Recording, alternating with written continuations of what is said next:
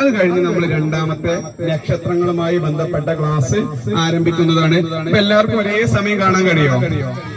എത്ര പേർക്ക് ഒരു ഒപ്പല് നോക്കാൻ കഴിയുക? നിങ്ങൾ ആ ചിത്രം നേരത്തെ കണ്ടില്ലേ?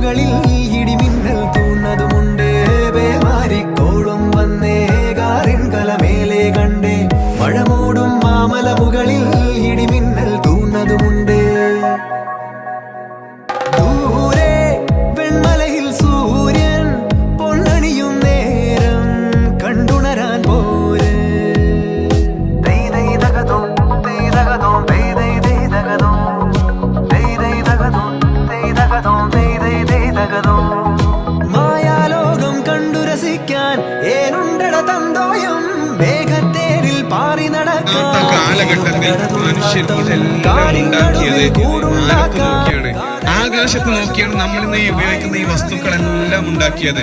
ആകാശത്ത് നോക്കി നമ്മൾ സമയമുണ്ടാക്കി, ആകാശത്ത് നോക്കി ദിവസമുണ്ടാക്കി, ആകാശത്ത് നോക്കി മാസമുണ്ടാക്കി, ആകാശത്ത് നോക്കി വർഷമുണ്ടാക്കി. ഈ പറഞ്ഞ കാര്യങ്ങളെല്ലാം ഉണ്ടാക്കിയത് എവിടെ നിന്നാണ്?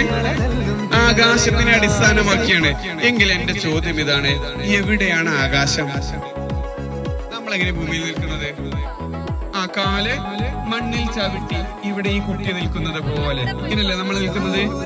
അപ്പോ അമേരിക്കക്കാരെങ്ങനെ നിൽക്കുന്നുണ്ടാവുക? തലകുത്തനെ നേരെ തന്നെ വായുവിൽ ആകാശത്തിങ്ങനെ നിൽക്കണം അവര്. അല്ലാതെ നേരെ തല തിരിഞ്ഞ് അവരുടെ തല നിലത്തും കാലാകാശത്തുമാണോ? അല്ല, നമ്മൾ നിൽക്കുന്ന പോലെ. അപ്പൊ അവരിങ്ങനെയല്ലേ നിൽക്കുന്നുണ്ട് പോലെ തൂങ്ങിക്കിടക്കണ്ടേ? നമ്മൾ അങ്ങോട്ട് തൂങ്ങിക്കിടക്കുന്നു, അമേരിക്കക്കാർ ഇങ്ങോട്ട് തൂങ്ങിക്കിടക്കുന്നു. എങ്കിൽ ആ തല തിരിഞ്ഞു നോക്കുക. അപ്പൊ എന്ത് ചെയ്യും? അമേരിക്കക്കാര് നേരെയായി, നമ്മൾ ഇന്ത്യക്കാർ തല തിരിഞ്ഞായി. അപ്പൊ എല്ലാവരും തല തിരിഞ്ഞിങ്ങനെ ആകാശത്തിന് നേരെ ചൂണ്ടി, അല്ലെ തല ഇങ്ങനെ ആകാശത്തൊക്കെ തൂങ്ങിക്കിടക്കണല്ലേ? ഹലോ, ഇവിടെ ആകാശം എവിടെയാണ്?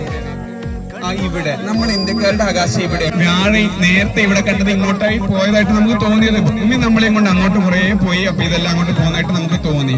എങ്കിൽ ഇപ്പൊ വ്യാഴം ഇവിടെ ഉണ്ടല്ലേ?